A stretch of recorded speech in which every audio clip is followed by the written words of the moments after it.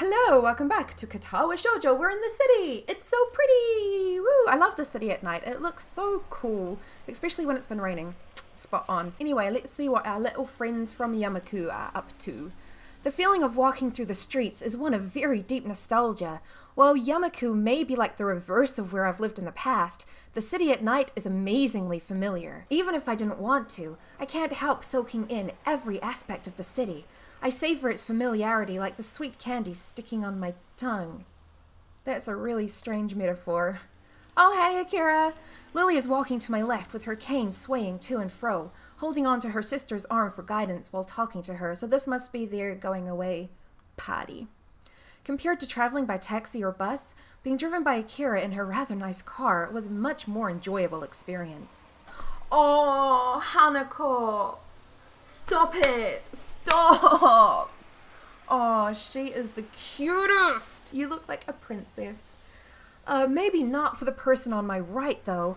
While Lilly was used to her sister's driving style, and I quite liked a bit of excitement, Hanako was holding very tightly to the door for most of the trip. Oh, you poor thing.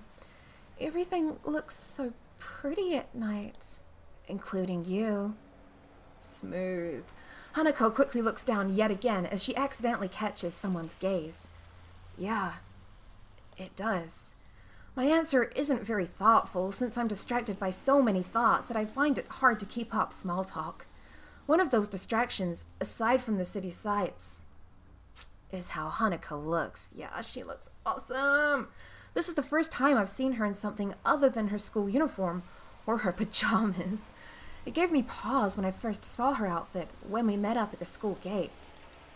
You took my breath away. I'm sure that's a song. Something like that. While initially I was wary of Lily's plan to take us out into the city, when night fell it became obvious she had thought this through. Not many people have paid Hanako much heed, since the darkness hides her scarring well. So, we're in the city. Any ideas on what to do? Akira beams a little. Do we trust Akira? Something tells me that she's the one who's making this particular decision, even if her sister may have proposed the outing in the first place. You'll see. Just follow us. I nod and try my best to stifle a grimace. After what happened during Hanako's birthday party, I don't trust Akira's judgment all that much. I mean, nothing bad happened at Hanako's birthday party.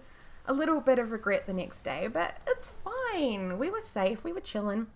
We keep walking, and I notice that we're passing more and more cafes, restaurants, other eateries. Every once in a while, a drunken man in a suit comes out of a bar, usually being supported by another, but for the most part, the customers around this part of city look young and fashionable. Different kinds of music come and go as we pass each business. The discord created by the overlaps should be grating, but it reminds me so strongly of the times I spent in the city with my old friends that I don't mind. Hanako and I have drifted a little from Lilly and Akira. That came to a stop when I hear a soft thud from beside me. Oh no, what happened? Sorry. By the time she rights herself from her apologetic bow, the middle-aged businessman she bumped into was walking away, after mumbling a half-hearted apology. Hanako looks a little put off by the experience, and she quickly skips ahead to match my pace. I notice her head is hanging low once more. She probably bumped into him because she was looking downwards, and not where she was going. I step to the side a little, and put one hand on her far shoulder, drawing her closer. Yes, boy, pulling the moves. Hiseo, it's okay. You can walk closer to me if you want. There it is. There it is. That's our boy. Hanako hesitates, but eventually nods in assent. Good girl. We got you. After a couple of times when I thought we'd arrived at Akira's destination, we reach our target. I'm a bit surprised. The average age of those around us is distinctly older, and the smell of cigarette smoke is pretty thick. Ew. The area is far from seedy though, and it's a little amusing to see Lily's reaction to the smell of the smoke. Yeah, it must be really strong for her. While it's masked from the low talking of those around us, jazz music can be heard emanating from inside. Looking up at the dimly lit sign, it becomes obvious why. A jazz club. I have to admit, this isn't what I expected. Lilly gives an amused snort and a smile. Somehow, I feel I should have known it, Akira. As we talk outside, I notice more and more odd sideways glances directed our way. People awkwardly catching themselves, staring, and look away, but that just makes it more obvious. I had noticed this occasionally while we were walking, but it's more pronounced now. I never experienced anything like that in my life. An average-looking Japanese teenage guy, just a little taller than normal, isn't the type to draw attention without making an effort. Hey, come on, just because you're teenagers doesn't mean you can't have taste, right? Well, I don't really mind the music, if that's what you mean. I don't mind it either. It's cool. Yeah, we're gonna have a good time. She's only just managed to force the words out. It contrasts heavily to when we're alone in Yamaku, and it disappoints me a little that she's so highly strung for what's supposed to be a good time out on the town. Just leave her alone, she's fine. You're so possessive about her. It's hard to read Hanako's face as she keeps looking downwards. It's a little wonder if she doesn't often come out to the city because of this, and it makes me a little thankful that my own scarring is easily hidden. Lilly has a similar way of attracting people's gazes, but the reason for it is clearly different. She hardly looks native, and the same can be said for her sister. That much is far more obvious than her blindness, from a distance. She may not be able to see this for herself, but I have little doubt she can hear the odd whispered phrase from someone who thinks they're out of earshot. Be that as it may, she doesn't seem to show any sign of either annoyance or pleasure at the attention. Akira is still as confident as ever, though. Flashing a smile, she strides in with Lilly by her side, the two of us following behind. We are so third-wheeling this. I had expected my eyes to need adjusting to the light inside, but it's not much brighter than outside. The patrons seem to be mostly men, and though there's a handful of women, nobody looks under 30. Aside from us, of course. That's probably better. No one's gonna be coming up and trying to, hustle, you know? Just leave you alone. It feels like we've stepped right into the 1920s. The atmosphere is quite agreeable. I'm not completely comfortable simply because of my age. That's got nothing to do with it. Just chill. But were I older, I'd probably feel quite at home. Hanako seems a bit more relaxed now, probably due to nobody looking at her. Everybody's talking between themselves, drinking, or watching the band. Yeah, it's a perfect place to come. Well, not perfect, it's a little crowded. Akira casually takes a seat at the counter without even glancing around. She's probably come here before. Yeah, she fits right in. Good evening, ladies. What'll it be? Just a scotch, thanks. Lily? May I have a glass of Oh, a black suited elbow hits her side sharply. Orange juice, please. Oh, she was gonna get champagne. No problem. Coming right up.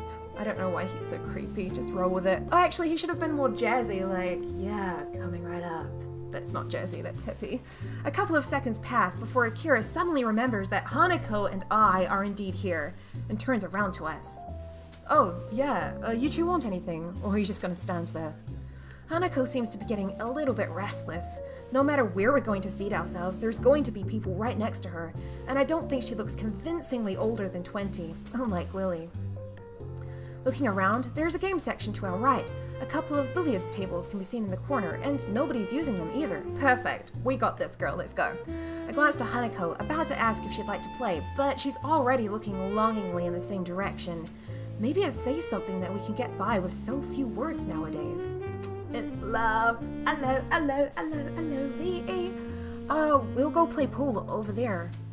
Yeah, let's just ditch the girls that we're actually supposed to be hanging out with before they leave for goodness knows how long. This might be one of the last times we see our loser. Akira leans back to see past me before shrugging and sitting back up. I guess they can come too if they wanted. It seems you'll have to put up with only me for company. How unfortunate. Have fun, you two. She sounds too much like Muto. We turn and set off for the abandoned corner, with Hanako taking the lead. Really? That's a nice change. The prospect of a nice, quiet game away from everyone makes her walk noticeably faster.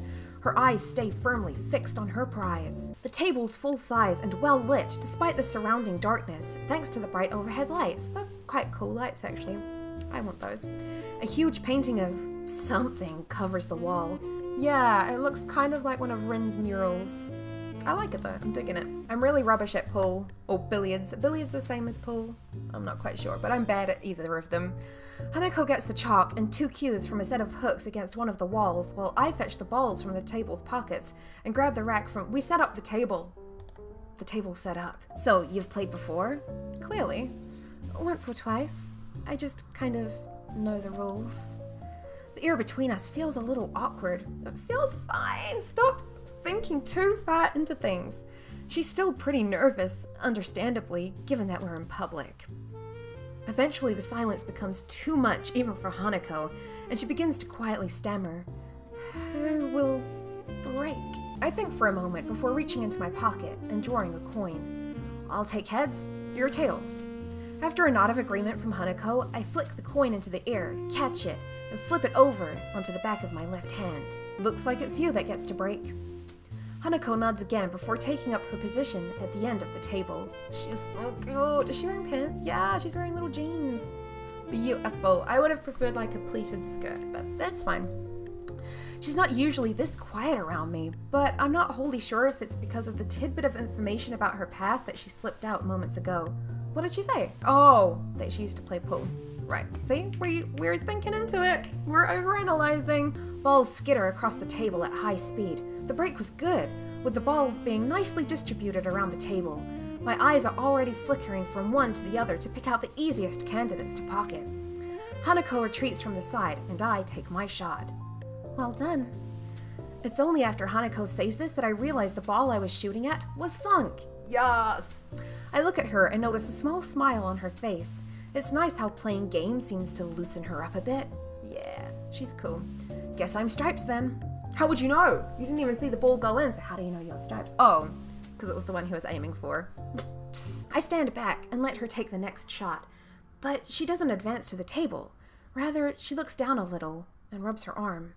By now I can identify this as one of her gestures that means she wants to say something, but isn't sure enough of herself to do it. Hey, what's up? It's just... You had a nice smile. Do you like playing this?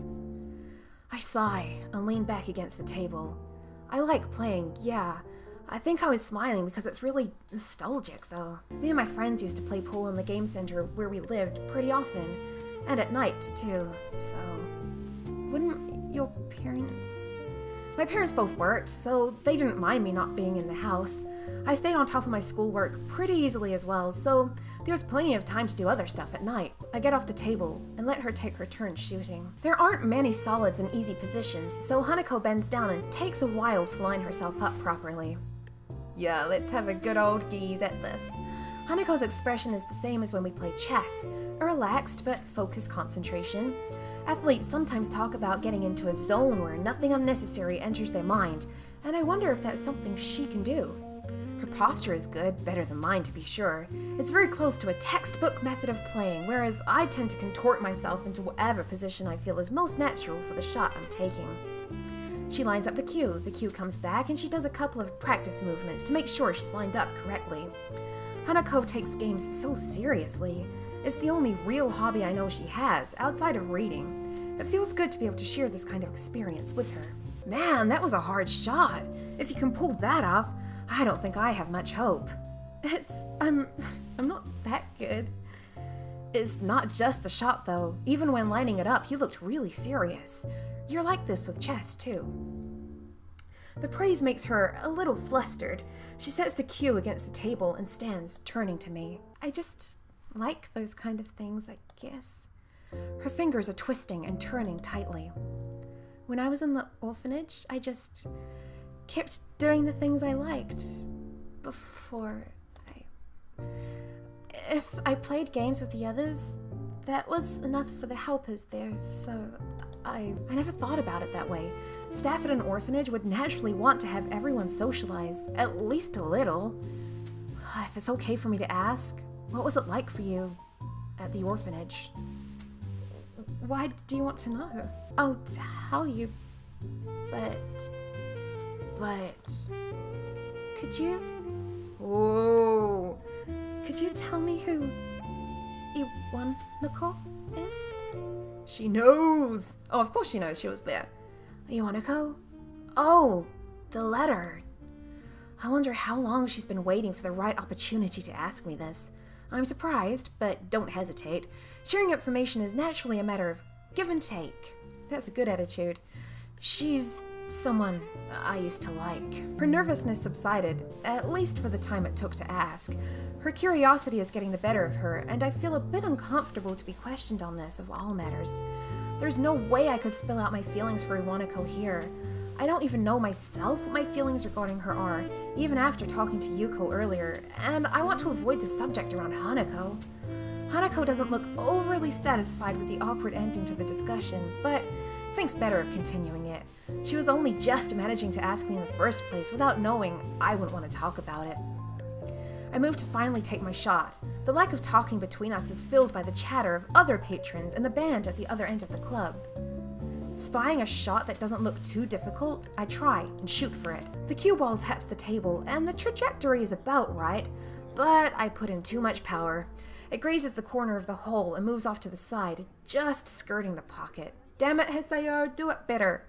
I grit my teeth a little. I was pretty good at this game, and it's frustrating to have deteriorated so much. I step back and let Hanako take her turn, glancing towards the counter where Lilly and Akira are sitting. They're talking busily between themselves and seem to be having a good time. Yeah, I feel kind of bad that we've just ditched them, but oh well. I turn back to Hanako as she takes her shot. With the same face as before, she lines herself up and sharply pushes the cue. She's getting it in. Just before she sinks the ball she was aiming for, it drops into the side pocket more cleanly than her last, though. It looks as if she's getting a bit more into the groove of the game. Yeah, she's mean at everything. Nicely done. She hesitates for a moment and begins to address me without turning her head. The orphanage was nice. It felt a bit like Yamaku does, and the staff is really kind. But as the years went on, I realized something. I was different. It feels strange to hear her speaking so candidly about herself. She's audibly forcing the words out. It reminds me of when she insisted she tell me about the fire. Hanako must feel like she has to tell me of such things if I'm willing to tell her about my own past. I mean, like you said, information is give and take, tit for tat. Her grip on the cue ball tightens as she continues to speak. Most of the children there were up for adoption just like I was. But, unlike me, they gradually left, one by one. By the time I went to Yamaku, I was among one of the oldest children there. For a while, I helped with some of the younger children, but eventually, I lay a hand on her shoulder. She's forcing herself by now. It's okay. She looks mildly surprised for a moment, but then nods before setting down her cue and turning towards me. Do you really think so? Yeah, I think so. Even while Lily's away, I'll be around to protect you. Alright? Hanako looks at me for a long time, and I'm taken a bit off guard. Her expression hasn't changed from before, still looking somewhat maudlin, and silences between us aren't unusual. I think it's the fact that she's holding such prolonged eye contact that makes this feel a bit odd. She feels as if she's judging me. It's a very strange, vaguely uncomfortable feeling. Hanako, I understand. Thank you. She smiles and looks away a little, but it still feels stilted. Hanako isn't very good at faking emotions, and this is no exception. I move to the table and take my turn to try and distract myself, but it doesn't seem to work. Does she think I'm not up to the task of helping her? Is she disappointed in me? I'm probably overthinking this. You do that a lot, my boy. That's just part of your charm, I guess. While her silences are just an accepted fact of life by now, sometimes I do wish she'd speak more. With a thud, I send the white sphere careening down the table into my target. Hanako sees what's happened just as I do. The ball hits hard with the striped ball I'd intended to sink, veering off, towards the 8 ball. Damn it. Sure enough, as Hanako and I look on and bite our lips, they connect and the black ball rolls leisurely into a corner pocket. We've lost. Good job, Hanako. You deserve that win. All I can do is sigh. It looks like Hanako is smiling again though, so maybe it wasn't for naught. That was an awful shot. You win. It seems like I'm getting pretty rusty after all this time. Hanako bends down and begins to shoot the remaining balls into the closest pockets. I almost ask if we could play another game, but a quick check of my watch confirms that the night is getting pretty late. Really? We've only sunk like 4 balls total. Lilly and Akira appear to still be drinking at the counter. Seems like we'll have to drag them away. Hisayo? I turn back to Hanako, who's still looking over the pool table shooting balls. Her voice sounds different from before. I'm here for you as well. Oh, I suddenly find myself blushing.